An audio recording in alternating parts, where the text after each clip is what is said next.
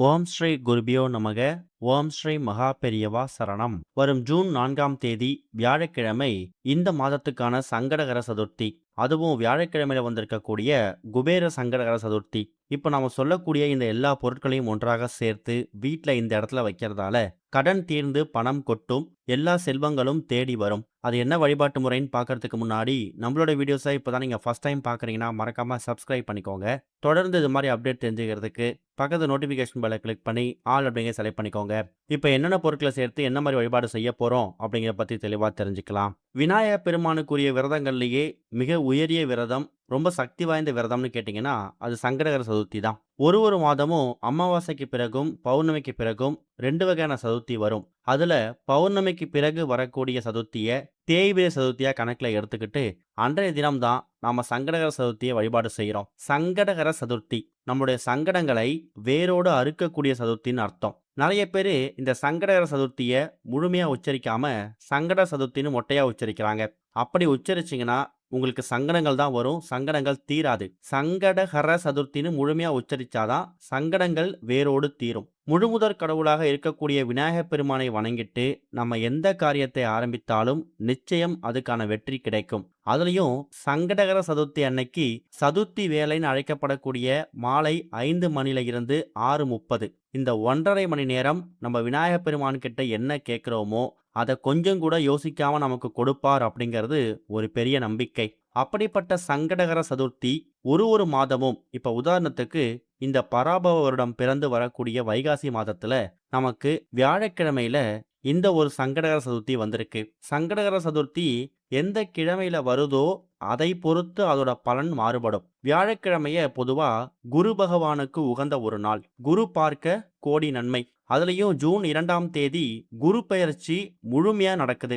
கடகம், விருச்சகம் இது மாதிரி ராசிகளுக்கு உச்சத்துல கொண்டு போய் உட்கார வைப்பார் அப்படிங்கிற மாதிரியும் கணிக்கப்பட்டிருக்கு. அப்படிப்பட்ட குரு பகவானுக்கு உகந்த குரு பெயர்ச்சி முடிந்து 2வது நாள் வரக்கூடிய குருவாரம் வியாழக்கிழமையில வரக்கூடிய இந்த ஒரு சங்கடகர சதுர்த்தி இருக்குல்ல, இதை நீங்க தவற விட்டுறவே கூடாது.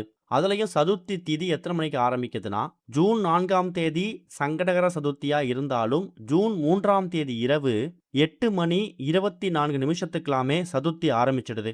அது மறுநாள் ஜூன் 4ஆம் தேதி இரவு 9:46 வரைக்கும் இருக்கு.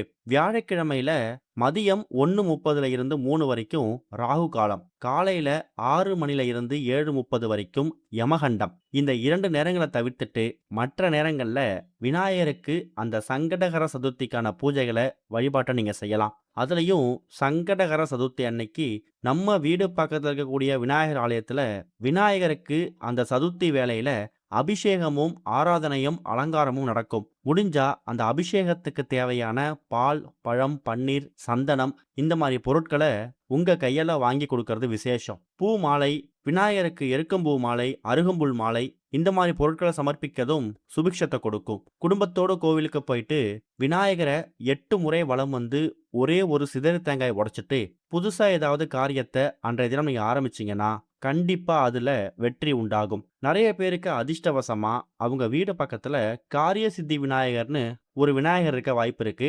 அப்படி ஒருவேளை உங்க வீடு பக்கத்துல எங்கேயாவது இல்ல போகக்கூடிய தூரத்துல காரிய சித்தி விநாயகர் இருந்தாருன்னா அவரை போய் வணங்கிட்டு சிதற தேங்காய் உடைச்சிட்டு புதிய காரியத்தை ஆரம்பிங்க, நல்லது நடக்கும். இது போக இப்ப நாம சொல்லக்கூடிய இந்த எல்லா பொருட்களையும் ஒன்றாக கலந்து வீட்டுல இந்த இடத்துல நீங்க வைக்கணும். இதுல கலக்கக்கூடிய ஒரு பொருளும் வியாழக்கிழமைக்கும் அதே மாதிரி சங்கடகர சதுர்த்திக்கும் உரிய பொருட்கள். அதுல முதல் முக்கியமான பொருள் பச்சரிசி 1 ஸ்பூன் எடுத்துக்கோங்க.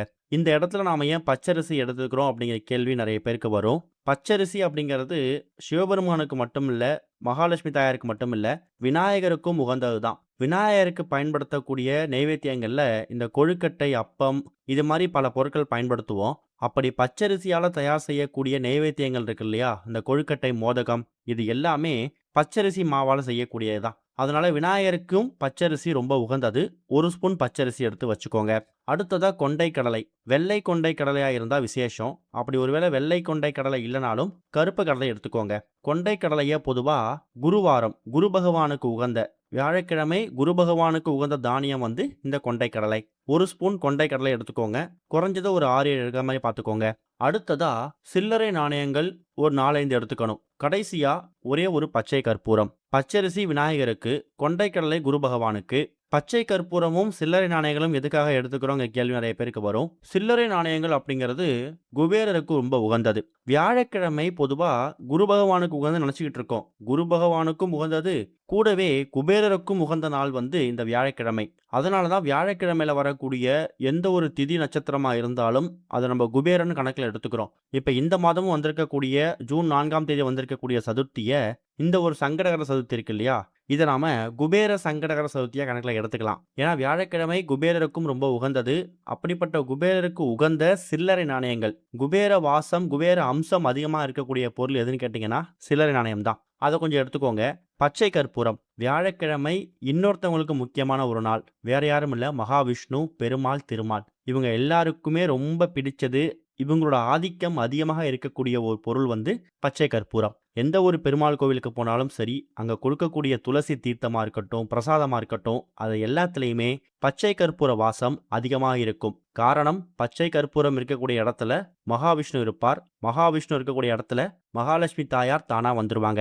அதனால இந்த இதில் நம்ம கலந்துருக்கக்கூடிய ஒரு பொருட்களும் விநாயகருக்கும் சங்கடகர சதுர்த்திக்கும் அந்த தினம் வரக்கூடிய வியாழக்கிழமைக்கும் உகந்தது. சரி, இந்த எல்லா பொருட்களும் எதுக்காக எடுத்துருக்கிறோம், அதோட மகிமை என்னன்னு தெரிஞ்சிருக்கோம். இந்த பொருட்களை ஒன்றாக சேர்த்து கட்டுவதற்கு ஒரு மஞ்சள் நிற துணி எடுத்துக்கணும். குரு பகவான் அப்படின்னாலே அவருக்கு உகந்த நிறம் வந்து மஞ்சள் தான். நவகிரகத்துல நீங்க குருவை பார்த்தீங்கன்னா அவருக்கு வந்து மஞ்சள் நிற ஆடை தான் அணிவிச்சிருப்பாங்க. ஏன்னா மஞ்சள் இருக்கக்கூடிய இடத்துல எல்லாத்துலேயுமே குரு இருப்பார். ஒரு சிறிய மஞ்சள் நிற துணி, அப்படி ஒருவேளை மஞ்சள் நிற துணி இல்லைன்னா உங்க வீட்டில் இருக்கக்கூடிய பழைய வேஷ்டியையோ இல்லை வெள்ளை நிற துணியையோ மஞ்சள் கலந்த தண்ணியில் ஊற வைத்து அதை வந்து மஞ்சள் துணியாக மாற்றிக்கலாம், தப்பில்லை. வீட்டோட பூஜை அறையில் விளக்கேற்றி வச்சுட்டு விநாயகர் பெருமான் பாதத்துக்கு முன்னாடி நீங்கள் தயார் செய்து வைத்திருக்கக்கூடிய அந்த மஞ்சள் நிற துணியை விரித்து வைத்து அதில் முதல்ல ஒரே ஒரு ஸ்பூன் பச்சரிசி, அடுத்து ஒரு ஸ்பூன் கொண்டை கடலை, ஒரே ஒரு பச்சை கற்பூரம், கடைசியாக கொஞ்சமாக சில்லறை நாணயங்கள், இந்த எல்லா பொருட்களையும் ஒன்றாக சேர்த்து விநாயகர் ஆரம்பித்து குரு பகவான், குபேரர், கடைசியாக மகாவிஷ்ணு, மகாலட்சுமி தாயார் இவங்க எல்லாரையும் மனசார பிரார்த்தனை பண்ணிக்கிட்டு எங்கள் வீட்டில் இருக்கக்கூடிய கடன் பிரச்சனை காணாமல் போகணும், செல்வ செழிப்பு பன்மடங்கு உயரணும், கடன் தீர்ந்து பணம் சேரணும் சொல்லி மனசார பிரார்த்தனை பண்ணிக்கோங்க. சங்கடகர சதுர்த்தியோட எல்லா விதமான சங்கடங்களும் தீரணும்னு வேண்டிக்கிட்டு இந்த ஒட்டுமொத்த அமைப்பும் விநாயகர் பாதத்தில் ஒரு அரை மணி நேரத்தில் இருக்க மாதிரி பார்த்துக்கோங்க. அதுக்கப்புறமா அந்த மஞ்சள் நிற துணியோட இந்த எல்லா பொருட்களையும் மூட்டையாக கட்டி உங்கள் வீட்டோட தென்மேற்கு மூலையில் வைக்கணும். ஒரு வீட்டோட குபேர மூலை, கன்னி மூலை, இது எல்லாத்தையுமே தென்மேற்கு மூலைன்னு சொல்லுவாங்க. அங்கே தான் பீரோ, லாக்கர், கல்லாப்பெட்டெலாம் வச்சுருப்போம். பணம் சேரக்கூடிய மூலை ஒரு வீட்டில் வந்து வாஸ்துப்படி அந்த குபேர மூலை, கன்னி மூலை தான். அந்த தென்மேற்கு மூலையில் பீரோ வச்சுருந்தீங்கன்னா அந்த பீரோவுக்கு மேலே கூட இந்த எல்லா பொருட்களையும் மூட்டையாக கட்டி வச்சிடலாம். 6 மாதத்துக்கு ஒரு முறை மட்டும் அந்த பொருட்களை பிரித்து பார்த்து தண்ணியில் விட்டுட்டு மறுபடியும் பழைய பொருட்களை புதுசாக ரீஃபில் பண்ணி வச்சுக்கோங்க. அது ஆரம்பிக்கிறது இந்த வியாழக்கிழமையில் வந்திருக்கக்கூடிய சங்கடகர சதுர்த்தி அன்னைக்கு பண்ணுறது விசேஷம். முடிஞ்சால் செவ்வாய் வெள்ளிக்கிழமைகளில் இந்த எல்லா பொருட்களுக்கும் தூபதீபம் போடணும். வைகாசி மாதத்தில் வந்திருக்கக்கூடிய வியாழக்கிழமையில் வந்திருக்கக்கூடிய சங்கடகர சதுர்த்தி அன்னைக்கு இந்த பொருட்களை சேர்த்து வீட்டோட தென்மேற்கு மூலையில் வைங்க, சுபிக்ஷம் ஏற்படும். ஓம் ஸ்ரீ குருபியோ நமக. ஓம் ஸ்ரீ மகா பெரியவா சரணம்.